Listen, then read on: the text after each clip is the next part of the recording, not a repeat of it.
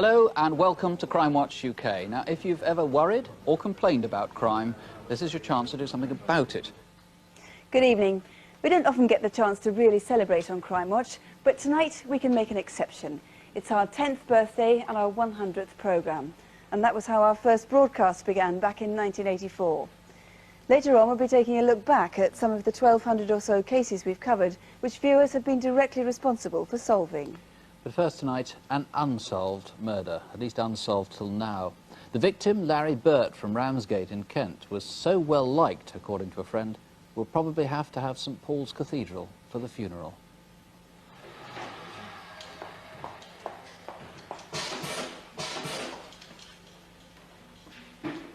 Larry, you got those invoices? Won't be a minute.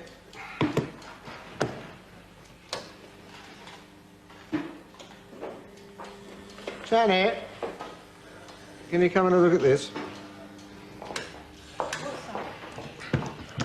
The dropout's far too high in this relay. You reckon it's that one? All right. Larry Burt worked as a quality assurance controller. Part of his job was to test products before they were sent out to clients.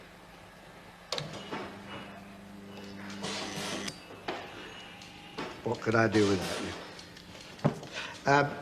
Shouldn't that stay here? Thank you. Open your eyes. Can you hear me? Obviously not. Right, he's unconscious. What do we do now? Mouth to mouth. You're jumping the gun. We've got to check for breathing first. Larry was a branch officer of the Red Cross and twice a year led courses in first aid. I run the Red Cross here in Margate. I very often help Larry with his lectures. He was full of fun, he was loved by his students, and many of them have stayed friends over the years. Now, clearly there's nothing happening to this poor chap. So, only then do you follow the ventilation procedures. Right, change the subject. I need a casualty. Who fancies being tied up? Jean? Oh, dear.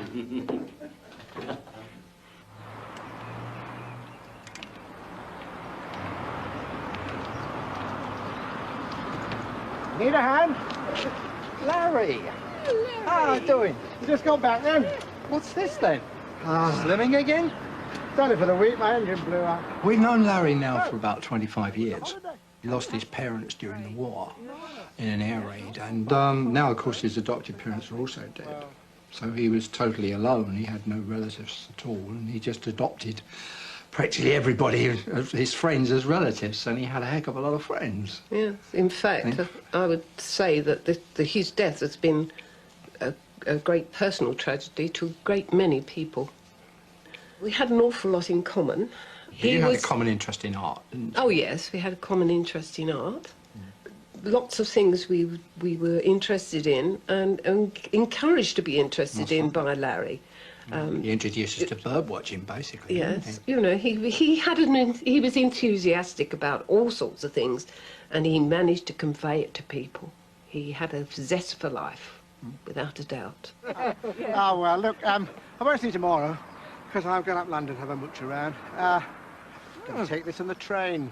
So, I'm going to see you Sunday, though. Right. Okay, fine. Bye. Yep. Bye. On Saturday, the 26th of February, Larry boarded the 9:52 from Dumpton Park to London. Morning tickets, please. Oh, sorry, cheap to return to Victoria, please. £15.70. Thank you. It's not known where in London Larry meant to visit, but he clearly intended to return that same day. Ticket. Morning tickets, please. 20 minutes later, the same guard, Ian Williams, remembers seeing someone sitting opposite Larry. Although I didn't see them talking, it looked to me as if I'd interrupted something. I remember she had a 5-day return London to Whitstable. Larry was just the sort of person who might have started up a conversation with a stranger. If that woman was you, and if he mentioned his plans for the day, it's obviously important. At any rate, please call us.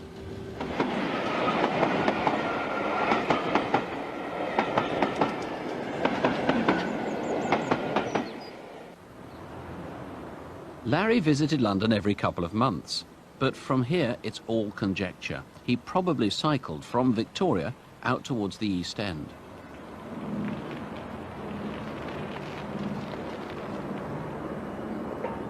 In the past, he's talked of visiting St Catherine's Dock, as another of his interests was boats and chandlery.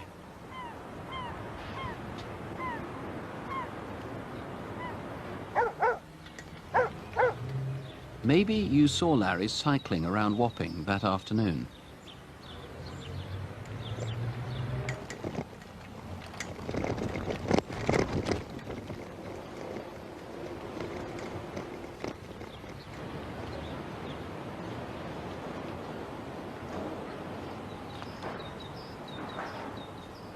In Wapping High Street stands the Town of Ramsgate pub. Larry may have been there in the past. Did you see him here in February?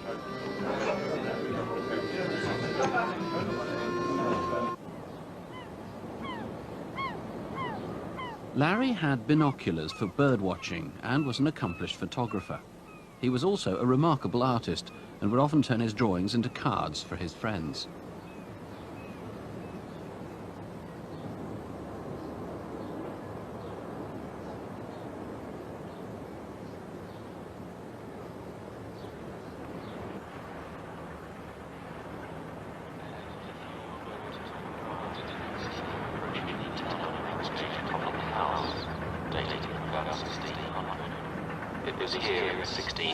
Perhaps you noticed Larry by the river that afternoon. With his sketchpad, camera and binoculars, he would have been distinctive.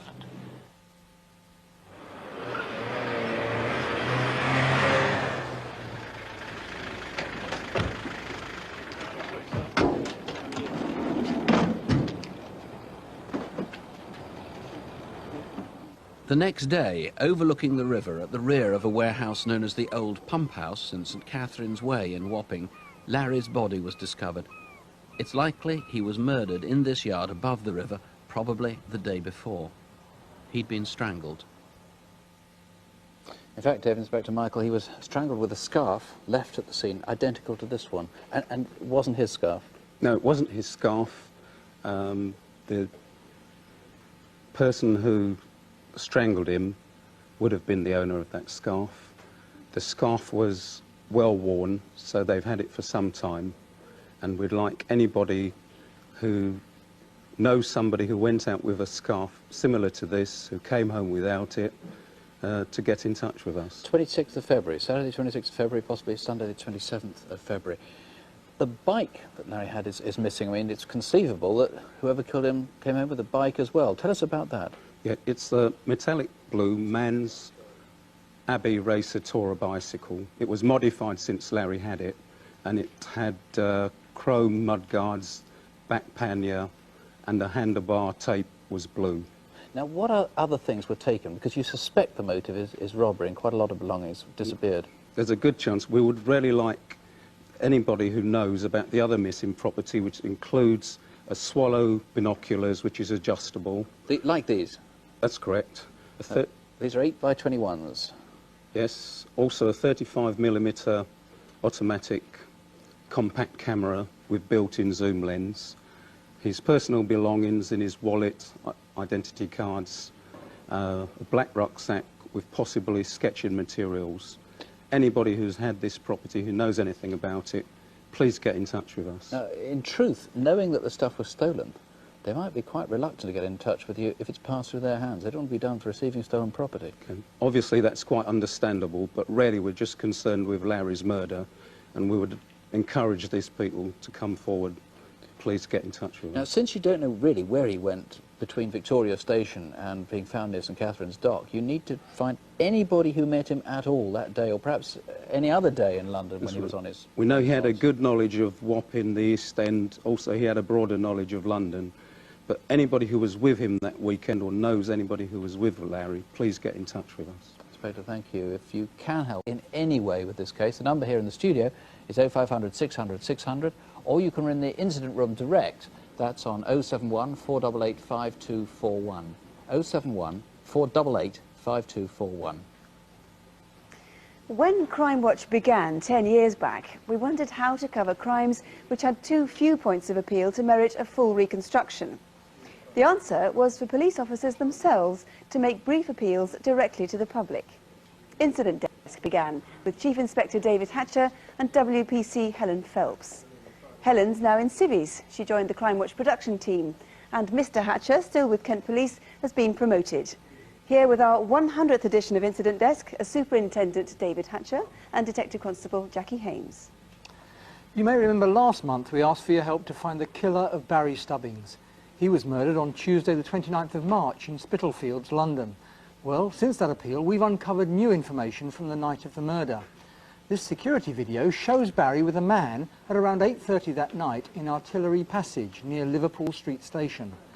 The man was wearing a baseball cap and a dark bomber-style jacket. Do you recognise him? Unfortunately, the video is rather obscured by the captions, but we'll take another look at him in a minute. Shortly before, this man was walking towards Barry in the direction of the station. If that was you, you'll have vital information. Remember, it was 8:30 p.m, and as we can see, Barry and the man appear moments later. As they cross the road, the video reveals a crowd of people near the pavement. We believe this was part of a Jack the Ripper walking tour, who must also have seen the two men. So please, if you can help, call us here in the studio on 0500 600 600 or ring the incident room direct on 071 488 6663. That's 071 488 6663. Jason Comerford was 21 when he was killed this year in Manchester. He lived alone and worked locally at a textile company. At around 2:45 a.m. on Friday the 25th of February, Jason was stabbed near the corner of George Leeds Street and Great Ancoat Street. A short time earlier, he was seen talking to a man near the Daily Express building. If that was you, please come forward. The knife used in the attack is distinctive. It has a black Teflon-coated blade with the words "The Hunter" printed on the handle. We'd like to talk to anyone in the Manchester area who recognises it. A substantial reward is being offered, so if you know anything about the knife or the attack, please call Greater Manchester Police on 061 856 5454. That's 061, the code for Manchester, 856 5454. Next, we need your help to solve a series of armed robberies in South London. Since November, two similar hold-ups have occurred at post offices in Wimbledon and Hampton. The most recent happened in Tangley Shopping Centre, Hampton, on Monday the 18th of April. On this occasion, the robbers escaped in this beige Mini, which they drove through crowds of shoppers in the pedestrianised precinct. If you saw it, you'd remember it because the cash box security system had been activated and red smoke was billowing from the car. The gunman is distinctive. He's 6'3" and was wearing a tweed trilby hat. He's between 40 and 45, has dark hair and is heavily built. If you have any information or you recognise the man, please call the Metropolitan Police on 081 577 4371. That's 081 577 4371. Most of us are very unlikely to become the victims of serious crime, but in our next case, lightning struck twice. Our reconstruction takes place at Oddie Wilson's Jewellers in Harrogate.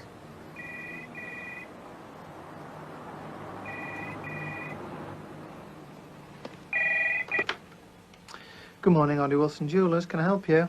Andrew Smith has worked in the jewellery business for 8 years. Recently, he became the manager here at Harrogate. That's the one. Thank you. Just like to try that on. That's nice.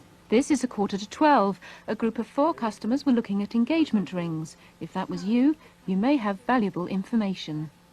Well, as the manager, I'd usually spend Monday morning doing paperwork, but on this particular day, it was a little bit busy downstairs. Thanks. Bye-bye.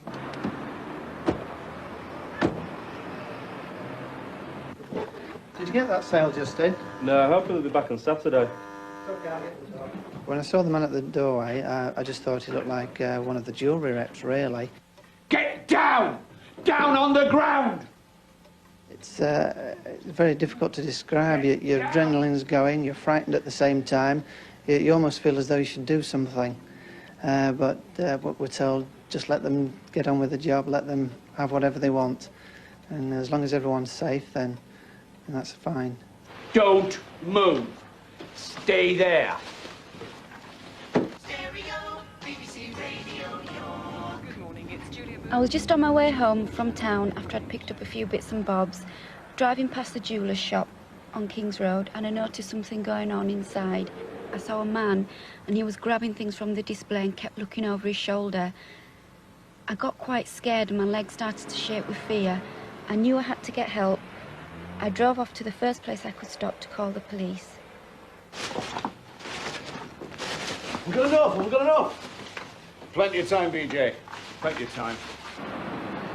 Stuart Marshall was on his way to work at Harrogate Turkish Baths. He saw the robbers drive up King's Road towards Harrogate Conference Centre. There was a pram and nursery fair on and the town was very busy. I memorised the car registration number and carried on walking and noticed that Oddie Wilson's jeweller's window had been wrecked. The robbers abandoned their car half a mile away in Studley Road. When I saw they'd pulled up next to my dad's Jag, I thought he'd be mad because he'd taken his parking space. I saw them walk off through the ginnel. Since that latest robbery, obviously security arrangements have been changed at the shop. We're particularly interested in hearing from anyone who recognises the gunman.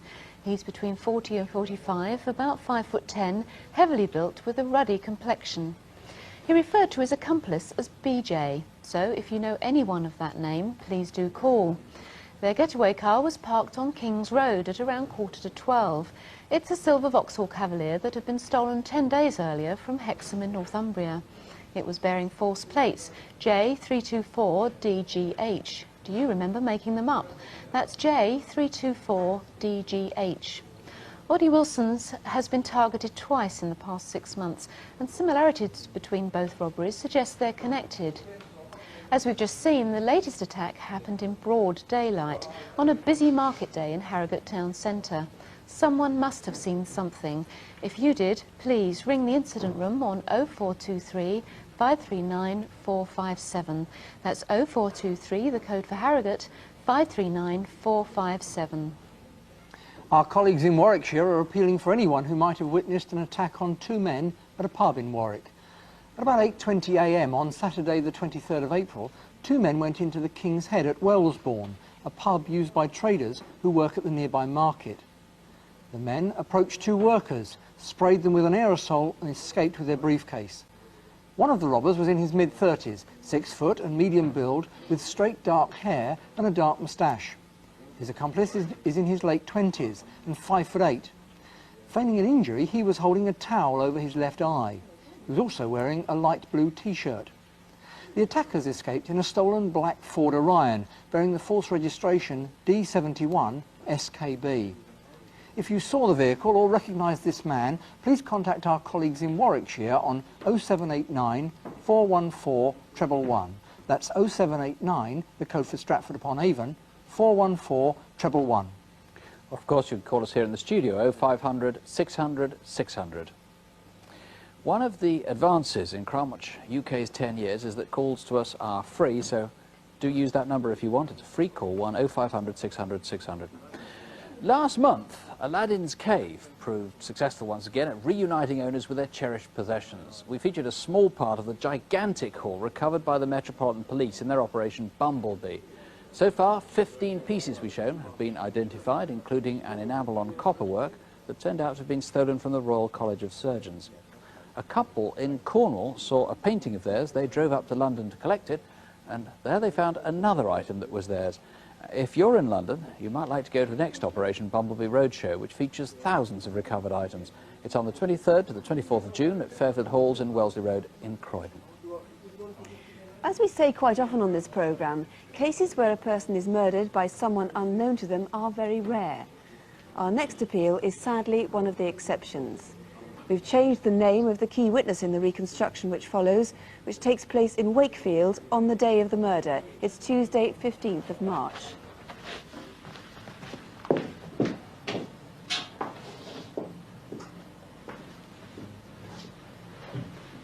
Wendy Speaks had lived here for nearly 11 years.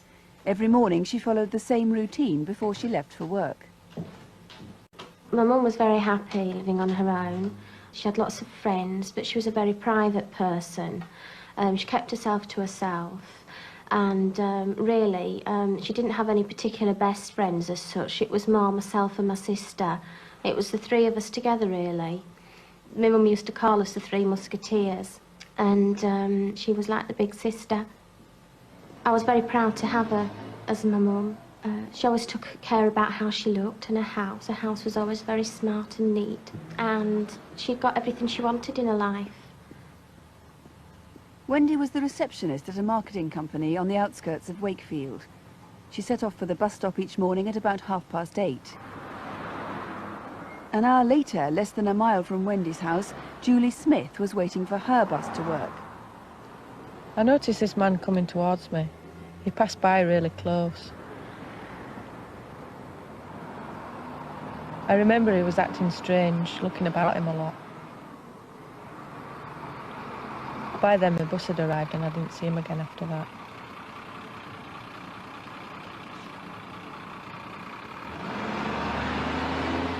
Look, I'm sorry about this, David. It's just that with Tracy living down south and I'm 52 next birthday. Recently, Wendy had decided to leave Wakefield, and at work that afternoon, she handed in her notice. And thanks for all the work you've done for us. Oh, thanks, David. Thank you. It's now 5 o'clock. Julie had finished work and was on her way home.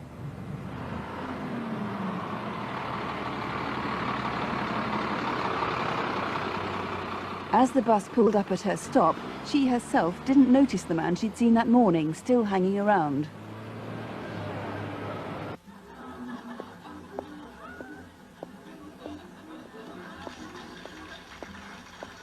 I realised that he was watching the young lady what lives next door, and he stood there for a moment.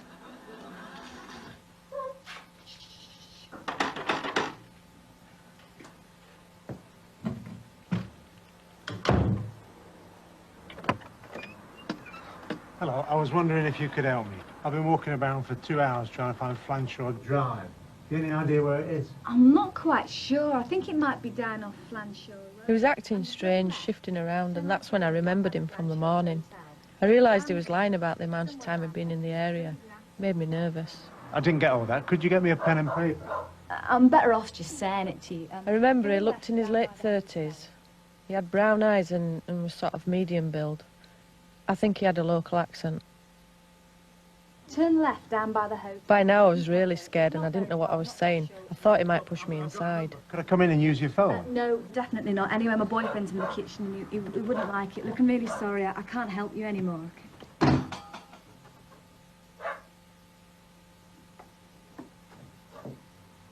I never normally open the door to strangers, but I suppose he caught me off guard. Wendy's bus from work would have arrived at Wakefield town centre at around 6 o'clock. From here, it was just a short walk home.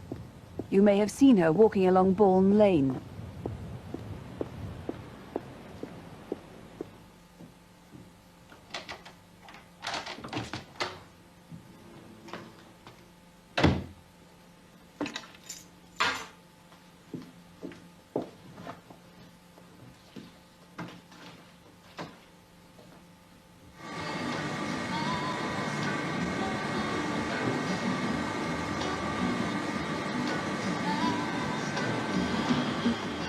This silk screen printer was nearing the end of his shift.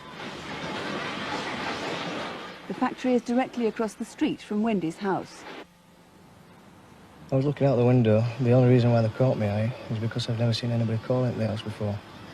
I'm pretty sure the woman lives there, but I've never seen the man before.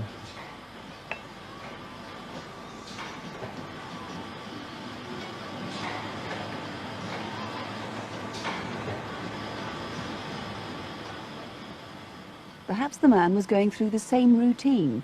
Perhaps he'd asked Wendy for pen and paper. Hey!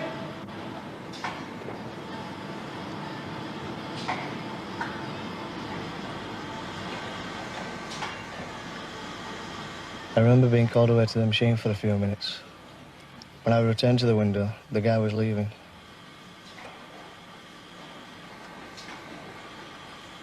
Didn't think much of it at the time. Wendy's body was discovered the next day when she failed to turn up for work. She'd been stabbed several times. One pair of blue shoes. A pair of shoes at the scene didn't belong to Wendy. And some of Wendy's own shoes had been disturbed. We've all been affected so deeply, it's more than you ever imagine. Our life is just on hold, really, until the man responsible is caught. Some days we were very angry, and some days we're just numb. And it's just my mum was such a big part of our lives that it's just difficult to see how your life can be normal again. Is this working? I just miss her all the time. She's on my mind all the time. And may the love you share today be always of the best. These moments you will treasure because they mean the most. So let us raise our glasses, and while I propose a toast to the bride and groom. Bride and groom. Well, that was just last September at Wendy's daughter's wedding. Detective Superintendent Taylor, what was the motive for Wendy's death? I'm quite satisfied that when this man knocked on Wendy's door, his intention was to sexually assault her, which he did, and kill her. And he came prepared and brought certain items with him to do that. One of those items was a pair of shoes. What's the significance of those shoes? Well, the shoes are vitally important to the inquiry, and it is very important that we find the owner of these shoes. They were left outside a charity shop in Wakefield on Saturday, the 12th of March. The assistant at the shop found them in a bag outside, took them in, priced them up, and placed them on the shelf, and does remember a man purchasing them later on in the day. So that was just 3 days before the murder? That's right, yes. Do you know what size these are? No. Could you try them on for me, please? Do you mind? No.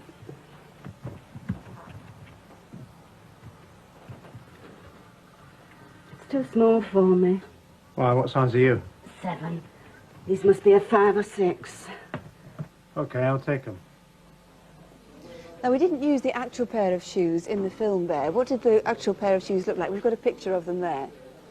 Yes, the actual shoes were last manufactured perhaps 6 years ago and have RP Ellen Oxford Street on the inside. So it's very important that the owner should contact you if Yes. they recognise that. The owner who got rid of those shoes wherever in Wakefield, please contact us. You need to confirm that the man who tried those shoes on is the man you're looking for. We do indeed. He also brought a piece of candlewick material with him. Yes, this was part of what he brought to the scene. It is a candlewick bedspread, and firms in the area of Wakefield actually cut these up into rags and they are sold. And it might be another link in the chain to identify the man. And a pair of stockings that he brought too. Yes, he prepared a pair of stockings and tied loops in them about 15 inches down from the top, which, although he didn't use them, would have fitted over someone's wrists. And it may be that someone in the past can piece that together. What sort of man do you think would commit a crime like this? Well, we've spoken to offender profilers and witnesses, and we've put together what we think is a picture of this man. He didn't alarm Wendy, so he would be of normal appearance and voice. Normal intelligence. I think that he may be local, although I don't discount that he could be just a visitor to the area. One of the witnesses described the possibility of some dark bands around the top of the arms on his bomber-style jacket, which is the same as the prison service issue, and therefore he may have been a previous offender for sexual offences. And the most disturbing part of all is that it may form part of a series and he could well strike again. So you think there may be a prison connection and that he may want to commit more crimes like this, which means it's really important to find him. What does he look like? It's very disturbing, yes. His description is of a man 35 to 45, 5'6" to 5'9". He is receding with short light brown hair and greyish and balding. I believe he had a Yorkshire accent too. Yes, he did have a Yorkshire accent, and what we are seeking to achieve from Crimewatch this evening is to put all the pieces together of the stockings, the candlewick material, the description, and hopefully somebody can ring in and put a name to this man who must be caught. Right, well, if any of those details seem at all familiar to you, I can't stress too much, please don't hesitate to ring. It's important to find this man as soon as possible. The number here, once again, is 0500 600 600, or you can call the incident room at Wakefield on free phone 0800 318 001. That's free phone 0800 318 001. I'm just trying to see what's been happening so far. It has been relatively quiet in terms of number of calls, probably because we started around 10 o'clock, but on the Larry Burt murder, lots of sightings of similar bicycles. We're going to need quite a lot of working through. Someone's bought some similar binoculars, though we're not sure that they're the same ones. On incident desk, the Harrogate armed robbery, many names put forward for the identity of BJ, and someone thinks that they've got a really good identity for the artist's impression, which links up with something else. Jason, on the Jason Comerford murder, possible identity of the owner of the knife which we were talking about, and the market trader attack, possible sightings in the Midlands that may tie in with other things that we know. It's too soon to say how successful last month's reconstructions will turn out to be. Let's start with the murder of Shirley Leach in Bury in Manchester. Hey, Darren, it's my favourite. Listen, who's it by again? It's that Culture Club. Oh no, Gran, it's Culture Beat. Culture Beat, that's it. Hey. This case may have been linked with another attack now elsewhere in England, and there are 20 leads still active because of the Crimewatch appeal. Next, the Preston supermarket raid. There's no more! You've got it all! About 50 names are now being checked, and 2 of them look very promising. There are no arrests so far. On photocall, though, 2 direct results.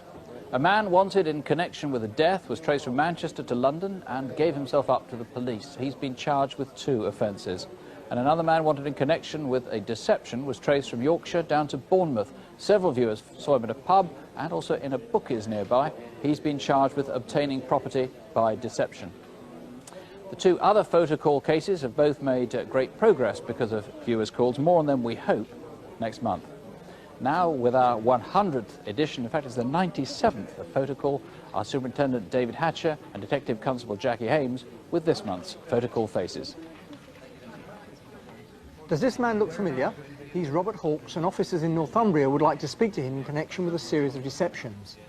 Since September last year, a number of people have lost thousands of pounds when purchasing and selling classic and high-performance cars. They've been lured to several locations on the continent by a man using different names. Robert Hawkes is 45, 6'1", and often wears gold-rimmed glasses. He sometimes uses the name David Sully. If you know where he is, ring us tonight. If you know this man, our colleagues in Lancashire would like to hear from you. Here he is, just before noon on February the 26th at a National and Provincial Building Society in Blackburn. Armed with a revolver, he demanded money from the cashier, placed it in a white carrier bag and made his escape. He's around 40, 5'9", with dark hair and was wearing a blue padded jacket with a white flash on the sleeve. If you know who he is, call us now. Do you recognise this couple? Our colleagues in Manchester would like to speak to them in connection with a serious attack. In the early hours of Sunday the 30th of January, this woman went to a petrol station in Farnworth, Bolton. She left the garage with a male passenger in a green Vauxhall Cavalier, registration UND 804X. A short time later, 2 men were attacked in a nearby street. They both received serious facial wounds which needed several hours' surgery. The passenger in the green Cavalier is in his early 30s, 6 foot with dark cropped receding hair. The woman is about 25, 5'4" with fair shoulder-length hair. If you recognise either of them, please call. If you work in the textile industry, you may have come across this man. He's Gulzar Ahmed, and colleagues in the northwest of England would like to speak to him in connection with a series of deceptions. During the past 4 years, colleagues in Greater Manchester, West Yorkshire and Cumbria have been investigating 5 companies who traded in fabrics obtained fraudulently. As a result, all 5 companies have been closed down. Gulzar Ahmed is 33 years old, 5'3", of slim build with dark hair and a moustache. He recently used the alias Shah Mumtaz. If you know where he is or can help with any of our photocall faces, please call us now. And here's the number for any of our cases, 0500 600 600. Our free call number, 0500 600 600. Well, 10 years. 10 years from what started out as an experiment in social action public service broadcasting. We've learned a great deal in those 10 years. that giving viewers patterns of evidence is far more important than individual clues, even very good ones. People need to see that all the pieces of the picture fit together. We've learned that real crime is far stranger than fiction. You simply wouldn't believe the plots if someone wrote them for a thriller. Sherlock Holmes, eat your heart out. It all does seem a long, long time since Crimewatch started. Standby studio. Run BT1. In Crimewatch UK. Okay, we're on air.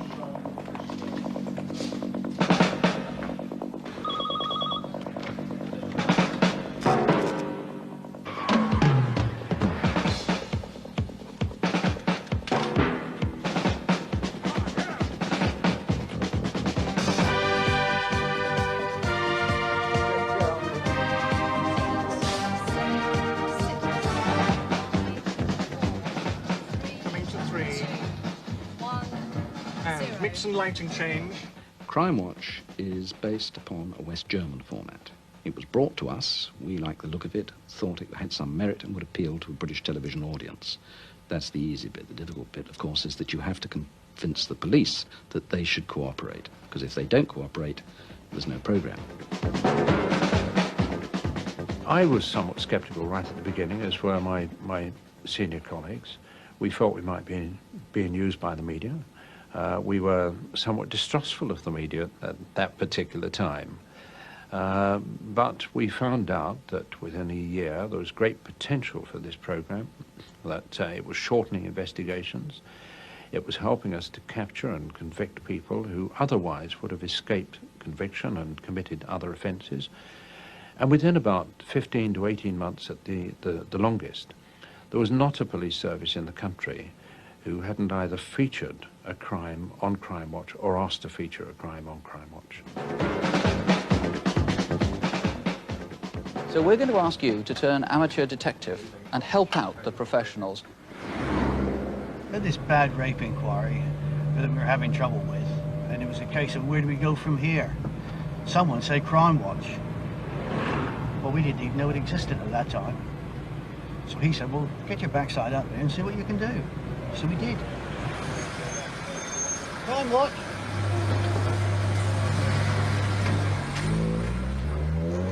Finally, a last-minute appeal today from Hampshire Police in connection with the crime which took place in the New Forest last Thursday. We showed a van that had been seen in the area and a rough impression of the attacker.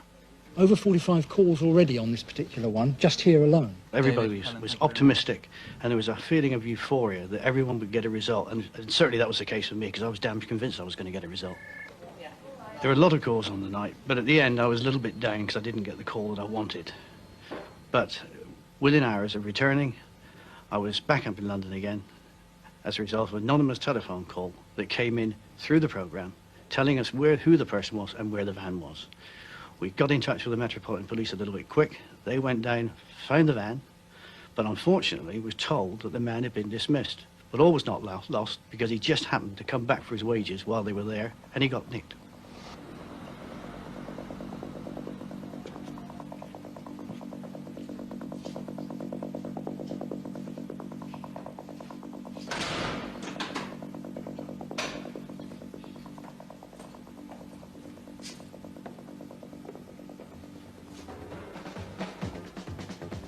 Hello and welcome back. The response to Crimewatch this month has been enormous. The phones have been humming. It's been a very exciting evening here so far. We've been taking a rather low volume of calls here tonight. We've had a hectic evening here and we've had an overwhelming response. We've had a particularly large number of calls here this evening. It's been ghostly quiet the last half hour here, which perhaps given the time is not all that surprising. From what was actually quite a slow start, we've now had a flood of calls on all our cases.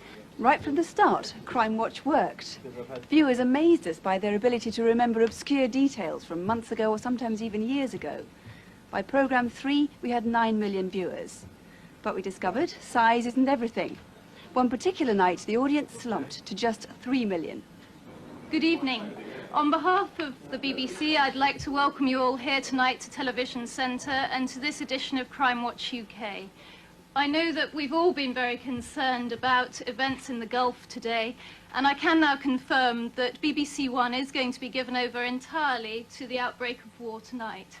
But we have been given a slot on BBC Two. We began to feel almost as if the fates were stacked against us. And I remember the feeling of disappointment when we were told that we were being moved from BBC One and the reason why. I remember saying to one of my detectives, who on earth is going to want to watch Crimewatch on the day war broke out in the Gulf? Inspector Allen had come to Crimewatch as a last resort. His case was one of murder, the death of a retired headmaster in South London. 1 minute later, certain items were missing from the house. The switch to BBC Two found a witness who might have missed the programme had it been on BBC One as normal.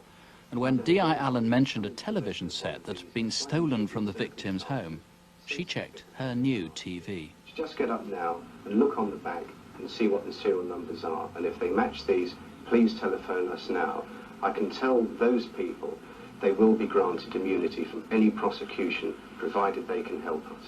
We were overjoyed. It transpired that she'd bought the television set a couple of weeks previously from a local lad. This fitted in with everything we had done so far and was the final piece of evidence we needed. And as a direct result, 2 men were arrested on the 30th of January 91 and later charged with the murder of Ronald Harrison.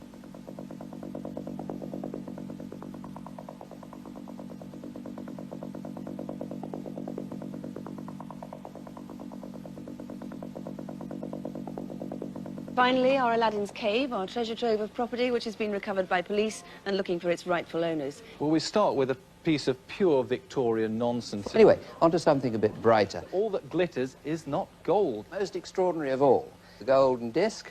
Well, Nigel Hayter Preston was not only watching, he rang the programme, got in his car, jumped in it, and he's just arrived in the studio. All right, Nigel, congratulations.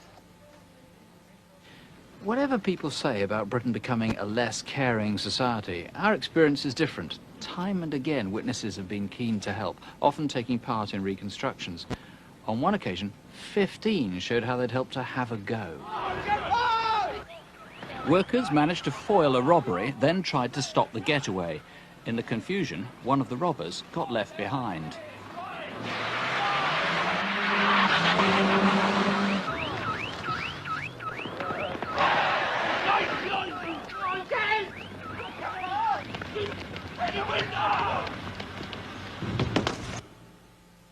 Our business is in replacing side windows of cars. And the police often come to us before and after a theft, and this one was sparking the grey cells, and we thought to ourselves, perhaps we changed this piece of glass. So we checked our records. We had changed a piece of glass similar to that at the time of the robbery, and so we rang the police. The car was traced to a hire company, and the hirer traced to Ireland. 2 men were arrested.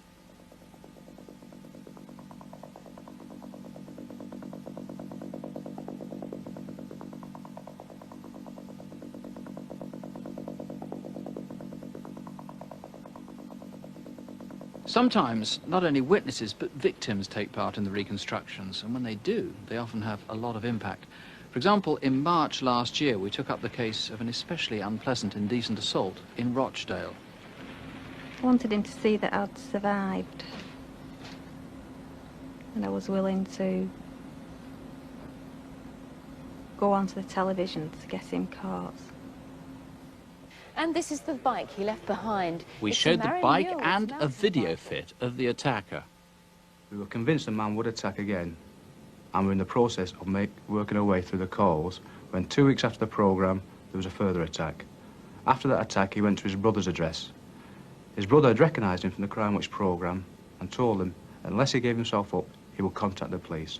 In the early hours of the 30th of March he went to Harper police station and gave himself up, saying that I'm the person responsible for the indecent assault that appeared on Crimewatch. We'd just come back from America and some friends met us at the airport, and the first thing he said to me was, "Have you heard the news?" And we said, "No." And I said, "He's not been arrested, has he?" He said, "Yeah." And I just couldn't believe it. It was so quick from the programme. And I just felt like getting out of the car and jumping up and down in the air, waving my hands about. It was unbelievable. I was so thrilled.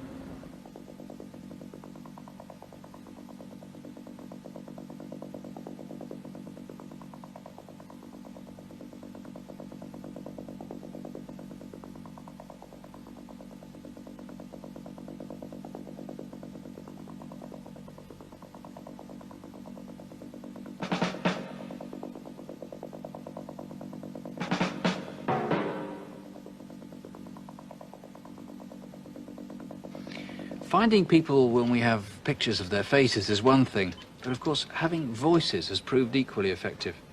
For example, Michael Sams was recognised when we showed an artist's impression, and with it played a tape-recorded phone call. He was the man that murdered Julie Dart and kidnapped Stephanie Slater. On the night of the Crimewatch programme, I was in a hotel in the Isle of Wight, and all afternoon I'd sort of been watching the clock. It'll be on in a few hours, and it was a great feeling of anticipation, and how will it go, and will people ring in, will anybody recognise him? In a few minutes, you'll hear the voice of the man who kidnapped Stephanie Slater. It's the voice of someone who may well have been involved in other major crimes, of course, including murder. For the first time, you can now hear what he sounds like. Then they played the recording of his voice.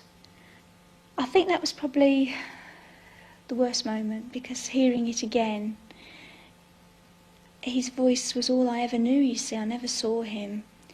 I can remember thinking, come on, please, somebody know him. The feeling was not that of celebration, it was that of relief more than anything. And I sat there and I thought, well, do I want to scream and shout and be happy? Do I want to cry? Do I want to laugh? What? And nothing came, no emotion came. It was just a numb feeling, but beneath the numbness was the overwhelming feeling of relief.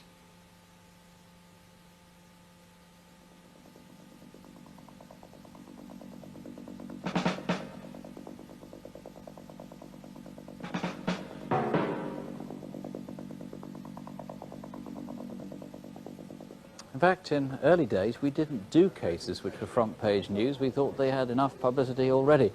But Stephanie's, and several other cases, including that of James Bulger, shows that Crimewatch reaches parts that other appeals somehow fail to reach. So do please try and help tonight.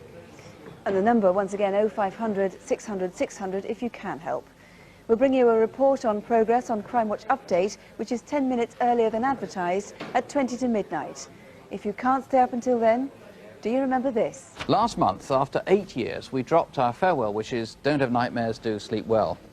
Frankly, I have to say, I thought the reassurance was wearing just a little bit thin. But I was plainly wrong. The result was a mailbag bulging with appeals to bring it back. There was a call to do the same, you may have seen it on Points of View. And as if that wasn't enough, with a perfectly straight face, a programme on ITV tried to swipe it as a catchphrase for themselves. Now that really would be something of a crime, so don't have nightmares. Please, as we said in our very first programme, do sleep well. Good night. Good night.